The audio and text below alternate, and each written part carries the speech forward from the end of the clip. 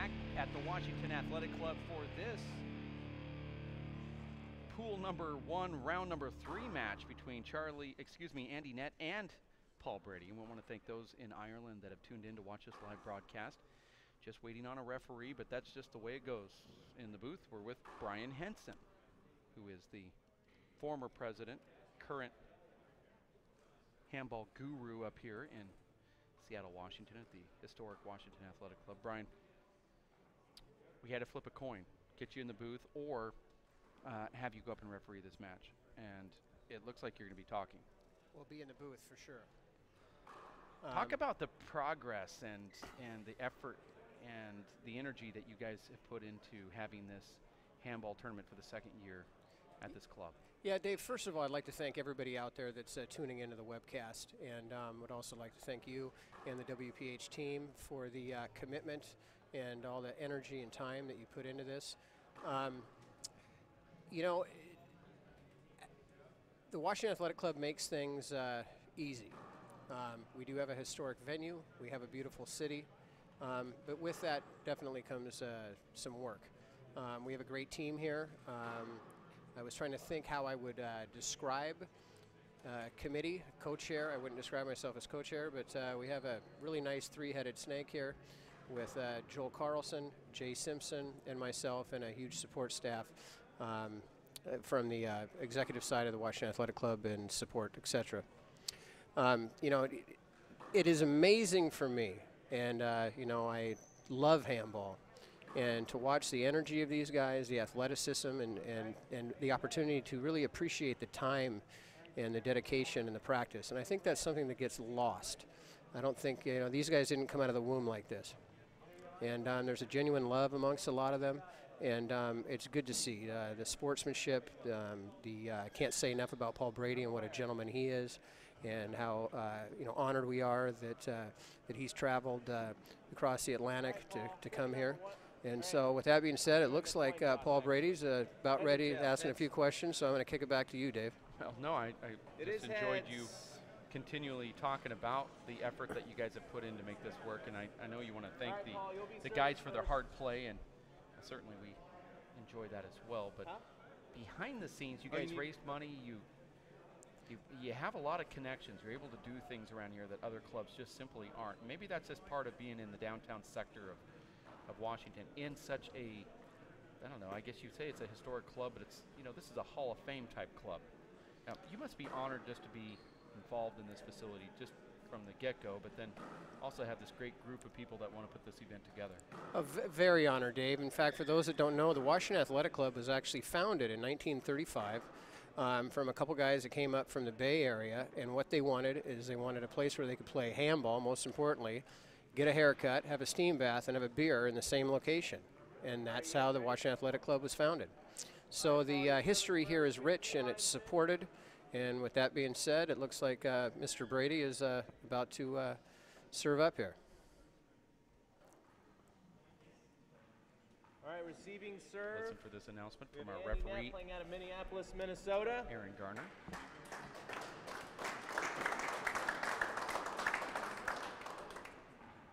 And serving, we have the current national and world champ, Paul Brady, coming to us all the way from Ireland. Believe it or not, Andy Nett's also the current national and world champ as well in doubles. This is game 1, score is 0, serve 0. You've got the current doubles world and national champ going up against the current singles world and national champ here, Brian. How impressed are you with the professionalism and mental focus of Paul Brady as Andy Nett gets that side out? Little smile from Brady. You know, so many things come to mind when describing my limited amount of time that I've had around Paul Brady. But it's like, you know, you can feel that aura when he walks into the room. You know, you can sense it. You can smell it. You know, he's all pro. He's all gentleman. You know, fortunately for me, I can take a little bit of pride because I've got some Irish in me. But, I mean, this man represents himself, his country, and all those that care about him and his sport as well as anybody I've ever seen in my life. Both disagree. It's a point. And I can only hope that, you know, people that are watching this and that are young, aspiring people that would like to be a pro, watch this man. Watch how he moves, not just on the court, but how he is off the court. I've told the story to a couple people here this weekend, but Side talking out. to Paul Brady before the tournament, I said, you know, Zero throughout the year serves we one. play these one-game matches to 25, and that's probably what the format's going to be. And he says, okay, I don't care. You guys run the tour, it's your deal. Point. Don't do anything special for me. About 3 days later, the players had a vote, One and they changed serves that one. 2 games of 15 breaker to 11 to make it more entertaining up here, Brian. And I told Paul, and I felt that Paul was going to be a little bit upset because, you know, 3 days have gone by, and he's been training locally on these one-game matches of 25. Now I'm breaking his training regimen. I know how he is Point. about that. And Paul said, you know, I don't really care. Two serves Once again, one. I'm just going to go there to win. And that just sums up Paul Brady. I don't really care what the format is. I don't care who you put me up against. I'm just going there to win. And I'm not going to complain. I mean, that's just who the guy is. You know what? Another thing that comes to mind with what I see with Paul Brady and with the example that you just gave, Side out. this man does not waste energy. And so he says, yes, I'm going to go. I'm going to play whatever format it is. I'm going to give my best. And in my mind, I've already won. And so for him, instead of sitting around and trying to waste time about the format, he'd rather put that energy into his training and into his mental game, and he shows that. And that's why he's such an awesome example to anybody that wants to be not just a pro handball player, but, you know, a committed athlete. I'll share a little story with you, and I don't want to be fawning over Paul Brady when he's 2 serves 2. only at 2-2 here against Andy Nett, because Andy certainly, and so does Paul, deserve more. Point. But, you know, I went over 3 to serves 2. Ireland in 2006 and had some interviews with Paul Brady on Point. film, and one of the things he said to me I felt was so interesting that if more people thought this 4 way, he serves said 2. that he would go to Los Caballeros for the U.S. Open right. about a week early, 2 weeks Both early, agree. and go into the Point. club as late as he possibly can get in. He 5 said the serves cleaning 2. crew would get there. In the middle of the night, he'd be in the court hitting the ball by himself at 2 or 3 in the morning if he can just sneak into that club. That's the championship court there at Los Cabs. And I said, well, why would you get there so late? And he goes, at the time, Noddy Alvarado was the #1 player. And he said, because I knew Noddy would be back home with his beautiful wife and his lovely family sleeping Point. while I'm on this court thinking about what I'm going to do to him. I mean, 6 serves 2. you wake up at 2 in the morning, come down to the club, and purposely work out while you know your opponent is sleeping with his beautiful family. 30 seconds. And That's your this guy first. isn't just a focused professional. He's an assassin. That's something that a sniper would do. Mm-hmm. And he wasn't bragging. He didn't want the whole world to hear that. This was off camera, and I got him to repeat it on camera, which is part of a little piece that we have for the U.S. Open.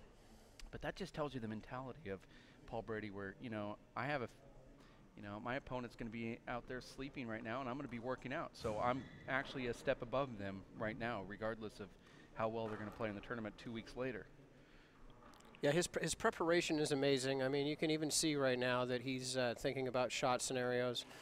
And he's just, you know, among other things, again, he just doesn't waste energy. I mean, I'm sure there's calls in the past. I obviously haven't had the, you know, All right, the resuming luxury play, to watch Paul Brady serving. play a lot because, you know, being Score from is Seattle. 7 serves But he 2. never appears to waste energy arguing calls. It's like, let's just get it done. Yeah.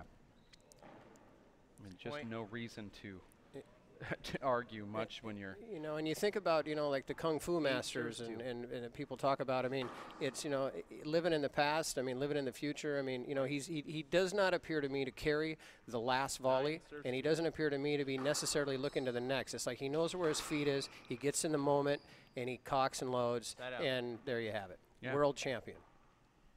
Yeah, well, that's kind of sums it up, I guess. 2 serves 9. And in fairness, Andy Nett playing, you know, a tremendous season once again for Andy Nett.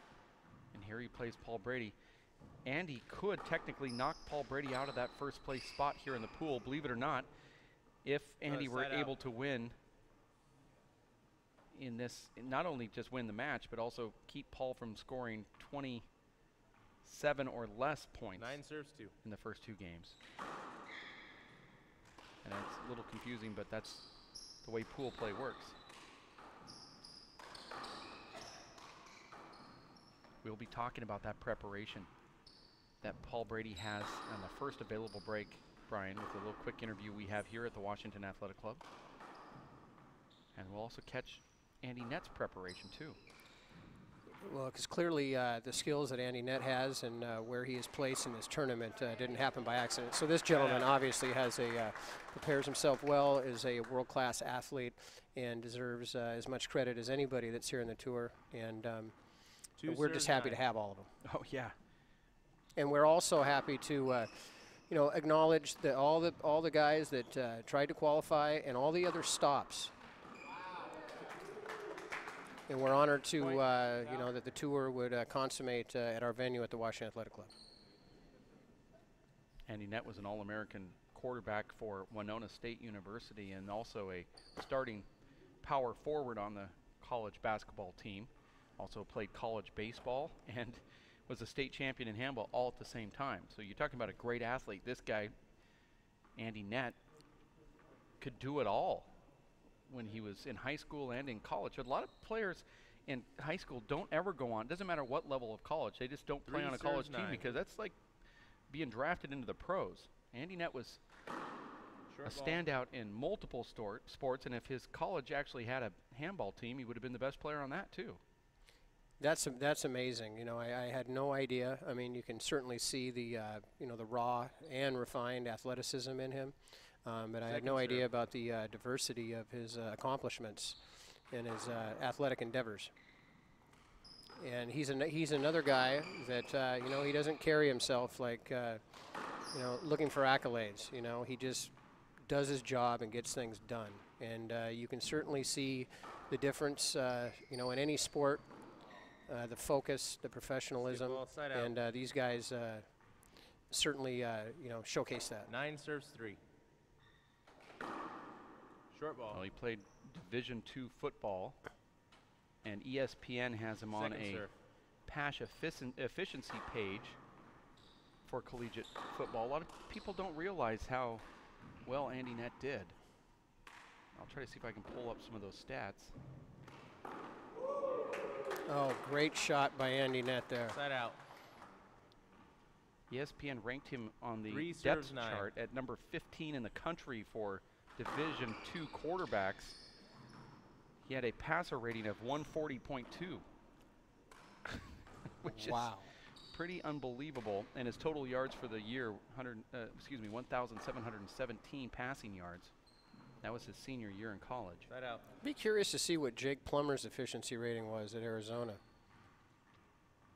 9 serves 3. Jake Plummer, obviously a former NFL quarterback with the Denver Broncos and a handball supporter and player. Second serve.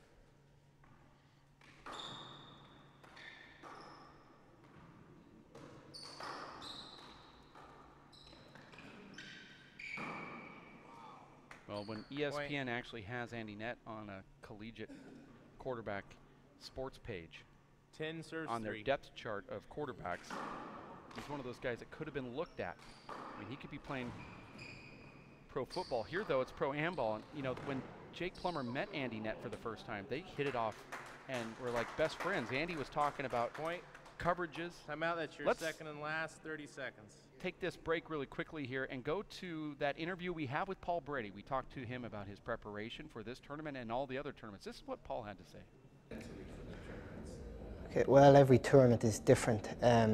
For this one, I'm coming off the back of the All-Ireland Championships. So I haven't really played the last maybe 4 or 5 weeks. So my main motivation for coming here was to kind of, kickstart my nationals training. So I don't really know what to expect this weekend, but like I say, each tournament is different. Usually I train in blocks of maybe 10 or 12 weeks. So I did that for the All-Ireland Championships. It dragged on to about 15 weeks.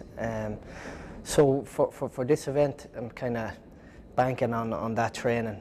While I haven't played that much over the last maybe 3 or 4 weeks, maybe 5 weeks, I'm hoping that the training I've done earlier in the year will stand to me. I'm hoping I'll be fresh, and I'm looking forward to it. I'll hopefully be hungry when I get to the court tomorrow. And when I get back, it's all geared up now for the Nationals in June. That's the one I want. That's Paul Brady talking about what he's preparing to do here. His preparation, not necessarily for this tournament in Washington, but this tournament This Players' Championship is his preparation for that ultimate goal, the national championships in Iowa. He won 6 straight, took a year off because he shattered his finger playing Gaelic football. 11. He's also a multi-sport star, Paul Brady. And he came back the next year and won the nationals. He has 7. He's going for 8. And the way that he's playing, Brian Henson, I feel that Paul Brady might just get that 8. 11, he's the overwhelming favorite, obvious, 11-3. He's only lost 3 matches, arguably, since 2005. Now, Natti Alvarado Sr. was dominant as well. I believe he won something like 59 out of 72 pro stops at one stretch in his career. Paul Brady has won every match he's played except for 3 since 2005. That's amazing. And you know, when I'm watching Brady here and seeing the Washington Athletic Club in front of me, I can't help but you know, have the vision of him or the memory of him holding up that check for $50,000 that he won. And again, the WAC was honored to have that event. And just so happy to have him back here in the city of Seattle and the state of Washington and the Washington Athletic Club. I want to give a shout out to Paul Fitzpatrick back in Cavan County, Cavan. He's sitting alongside Valerie Brady and Barry One-Time Fair watching in Cavan and eating brownies while they're watching this live broadcast. I thought I'd throw that brownie part in, but it is true. And Andy hits that ball right in the ground at point for Paul Brady, now at 14. We're going to check out the preparation of Andy Nett and how he gets ready for a tournament like this after Paul scores that final point of this first game. How tall is Andy Nett? 6'2", 185 pounds.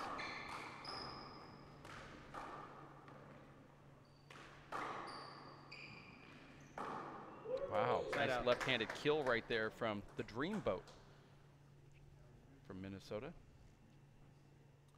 3 serves 14. Andy Nett, an excellent basketball player. I mean, we talked about handball and football already, but is there anything this guy doesn't do? Well, he's going to be married to one of the most attractive women you've ever seen in your life, and she's also one of the top women players in handball, Bailey Chandler, who's watching this live broadcast. Congratulations, Bailey. Short. Bailey is another class act. We all loved Andy. I mean, he's just one of the nicest guys you'll ever meet. And then we all knew Bailey as being one of the greatest, you know, persons to be around. And we thought, gosh, they would be so perfect together. And then all of a sudden, one day they just were. So that was one problem solved. Now there's another 600 million people out there that are that are single. Well, that's a way for the WPH to raise some money. We'll have a dating service. It's called WPHmatch.com. Do you play handball? Watch what Paul does here. Just amazing corner play.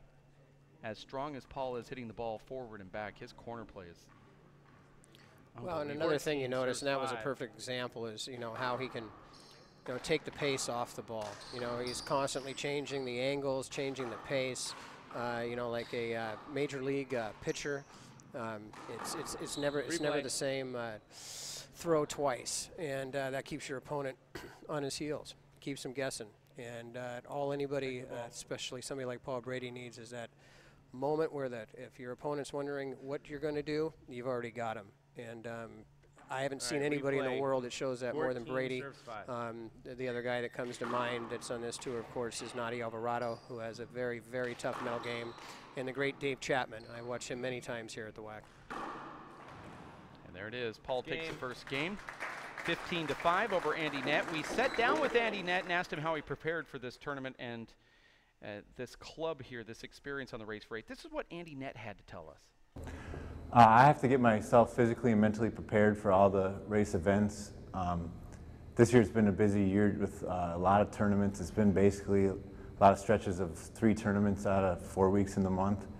So I haven't had a whole lot of time to do other training and stuff. It's mostly just the other tournaments and playing, recovering after the tournaments. I feel better prepared when I have a little stretch of time before the tournament to do some other cross training. Getting in the gym by myself, but this year's just been a lot of playing in the tournaments. That's what Andy had to say when he talked to our cameras. We'll have more interviews with the players a little later on as this tournament progresses. We're going to take a quick break. We'll be back at about a minute and a half. Stay here at racefor8.com.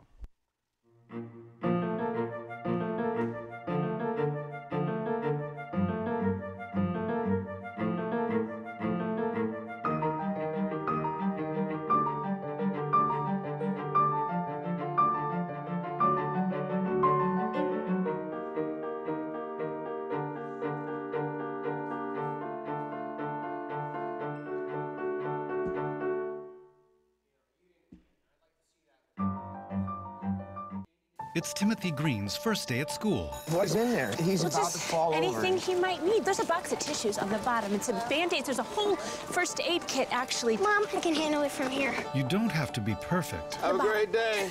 That's too much pressure. Have the day you have. To be a perfect parent. There are two people in the world who want you more than anything. They'll make some mistakes, but they will love you more than you can ever imagine. There are thousands of children in foster care who will take you just as you are. NFC, AFC, offensive linemen, defensive tackles, quarterbacks, and cornerbacks are all living united to ensure the academic success of millions of kids in our communities all the way to graduation day. But that won't happen without you.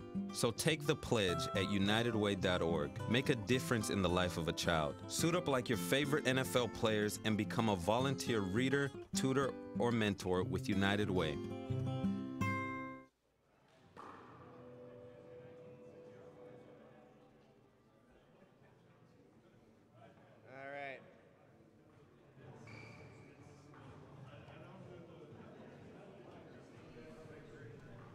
Back at the Washington Athletic Club, game number 2, Andy Nett scored 5 in the first one.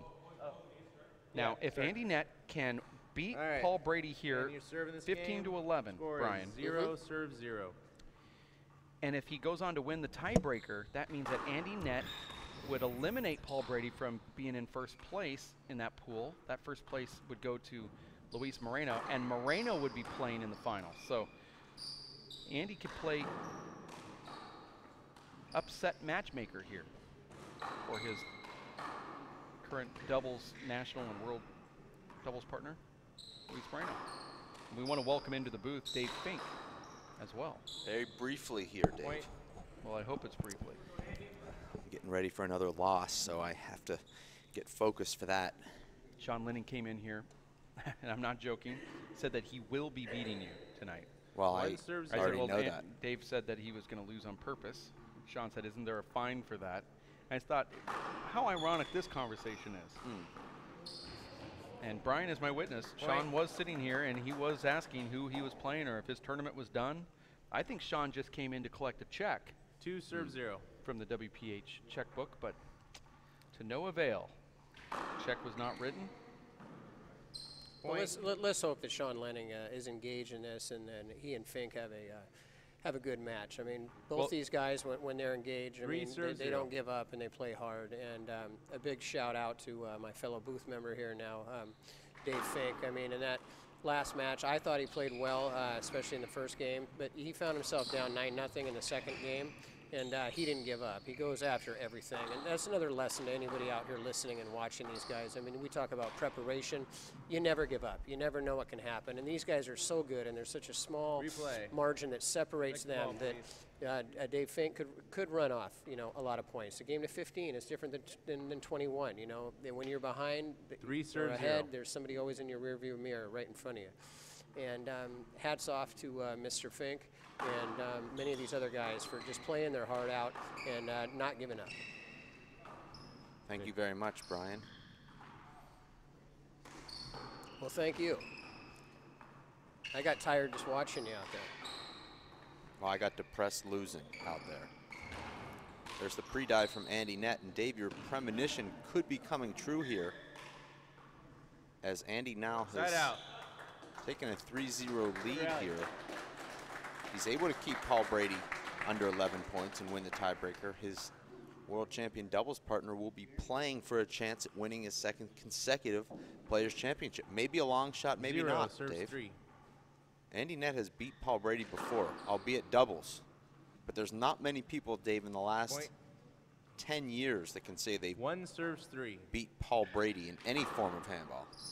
In fact, I would venture to say less than 5. Yeah, I would say less than 5. Probably Right less out. than 3. Real nice corner kill there by Nett. If there's any weakness in Brady's game, this question is directed to either one of you, what would that be? And if you were Andy Nett, how would you try to take advantage of how small that window may be in weakness, or is there one? I don't believe there is, Brian. I believe all you can do is play to your strengths, hit the best shot you can hit, and if you hit great shots, you'll get opportunities against Paul. The question is if you can take advantage of the opportunities. Paul is very quick. I think he moves laterally about as well as anybody I've ever seen. Side out. So when you get those opportunities, you have to put them away, and you have to try and somehow keep the game close. One serves 4. Because he will take less chances when the game is close. Short. You won't see him hitting those flat rollouts from everywhere on the court when the game is a little bit tighter. Not to say he's not still great, because he is. But you'll see him rally a little bit more. You know, another thing that comes to mind is anticipation and, you know, court positioning. And I've never, you know, played at this level, obviously. But, you know, sometimes, you know, you don't find these guys chasing a ball. They're ahead of the ball. And, you know, maybe you can comment on Brady and Nett's positioning and anticipation of where the ball is going to be. 4. Well, these top players, Brian, know exactly where you can hit your next shot based on where you are on the court and your body position. And most of the time, they've hit their shot, and they know exactly where your next shot is going to go if they've hit the right shot. So they cut off the court, they cut off the angle, so they don't have to cover the whole court. If Brady pins you it's your first to the left, he knows seconds. the ball is going to come back towards the middle of the court, and he'll have to cover no more than one step for his next shot. And, you know, even when you're out of position, these guys have played each other enough and played so many thousands of hours of handball that they know they can anticipate where the next shot is going based on not only a player's tendencies and his favorite shots, but also his positioning with his feet and shoulders, and even sometimes the hand position. Now, when you describe this, I can't help but thinking about another sport, pool. And some of the greatest pool players of all time said that they would think 3-4 shots down the line. Obviously a different game, but when these guys are out there, or speak for your, you know, when you're out there, and now that you've mentioned about how, you know, they already know the angles and you know, what the possibilities are, will you think, hey, I'm going to go ceiling ball to get him out of the way, I'm going to do this, I'm going to do that? I mean, how much of it is 5 serves 4. leading the dance as opposed to being led? Well, if you're in control of the rally, certainly you can be thinking 1 or 2 shots ahead. When you're returning a really tough first serve, you're just more or less reacting and trying to keep the ball alive. But like Brady there is hit the one-wall bounce pass past Andy, and he knows he's going to get a pretty good look at the next shot, although Andy defended it well. Replay. A little contact there. Andy telling Paul, sorry. Brian, for those that just tuned in, and also Dave coming back into the booth here a little bit late, when Paul walked into, I would say, the players section of the Washington Athletic Club to tip around with the pros on Thursday or whatever day that was, at 4:30. He just has a sort of different look than all the other players, and I would say the closest to that look is a Dave Fink and a Nadi Alvarado. But when he walked in, and you said it was an aura, but he has this huge chest. His legs are huge, very unassuming, but he just comes in and just, it's really, he doesn't mess around. It's all professional right from the get. Yeah, he was you know, I turned around and I was anticipating him, and you know, he was representing the Irish well. He had green on and had some of his county feathers. That's kind of a U.S. term, I guess, but you know, meaning that he was you know, showcasing his county and his sport. And there was an aura of focus, and keep in mind he wasn't playing, but he knew that he was coming to warm up. First time he'd been on the court since he left Ireland. Replay. And it was just all business, Dave. A gentleman as always, but very focused. I mean, there was no doubt in my mind that this gentleman was here to win, 6 serves, and that 4. was it. And then he was going to, head back to Ireland, and just when it comes to focus on the game, because he's been very accommodating as far as taking pictures, getting on the court with people, and representing the way that Paul Brady does. But there's just a sense about him that you can feel it, even standing next to him. And there is a focus, and you bring up Nottie and you bring up Fink, and I agree. I mean, when these guys are focused, you can see it. And they might not always like what they focus in on, meaning they maybe don't like the shot that they made or might get upset with themselves. But you are getting 100%. And you can never ask for any more than that. Andy Nett swings and misses on that shot. Good analysis there, Brian. You also said one thing that I just think is probably the best way to sum it up. He just looked like a stallion. It was like a horse walked in that was ready for a race, and it was all groomed and ready to get onto the line and shoot out, and that's the way Paul does look. I mean, he's chiseled. Yeah, there's no doubt about it. I grew up at the racetrack. My father was a professional announcer, and the Run for the Roses today, the Kentucky Derby, and it's interesting that we're talking about it because he does look like a champion thoroughbred. A Secretariat. Some of the greats. Dave? 7 serves, 4. Certainly, when you're in the presence of Paul Brady, you can feel the greatness. It's very much like being in the presence of Pete Sampras or 8 serves, Roger 4. Federer. There's a glow that he has. It's almost as though he floats, even off the court. Dave, you played him a few times, and in fairness to Andy, he's really playing a pretty good game here against Paul Brady, and does match up pretty well. But how smart is Paul Brady on the handball court? Just pure handball smarts. He knows his history. He knows his place. He knows where he wants to go. 9 serves, 4. But in the court as well, is he up there with the John Bike and the Dave Chapmans and the Fred Lewises and the Paul Habers and those that played a methodical game? Second serve. Maybe his methodicalness is just centered more on that ground and pound. Well, I think he's got different weapons than the guys that you just mentioned, but he certainly knows how to change the pace when he has to. And he does have a B game. If his rollout game isn't working, he knows how to go to the drive passes and the 2-wall passes and wait to work himself back into his groove. And you don't see that necessarily from the other top players who just kind of live and die by their sword. Paul Brady can make adjustments, 10 serves, 4. and that's a sign of a champion. You look at Floyd Mayweather, and what makes him so good is that he can make adjustments in the middle of the fight. If he sees something that's working for his opponent, he can take it away from him. He can take away their jab or whatever it is that's their strength. And Paul Brady's able to do the same thing if he's not firing on all cylinders. And we saw that at the World Championships against Luis, where he wasn't really at the top of his game, particularly in that first game. That's a point. And he was still able to hang in 5 serves, 10. and keep Luis off balance with a lot of power. Short ball.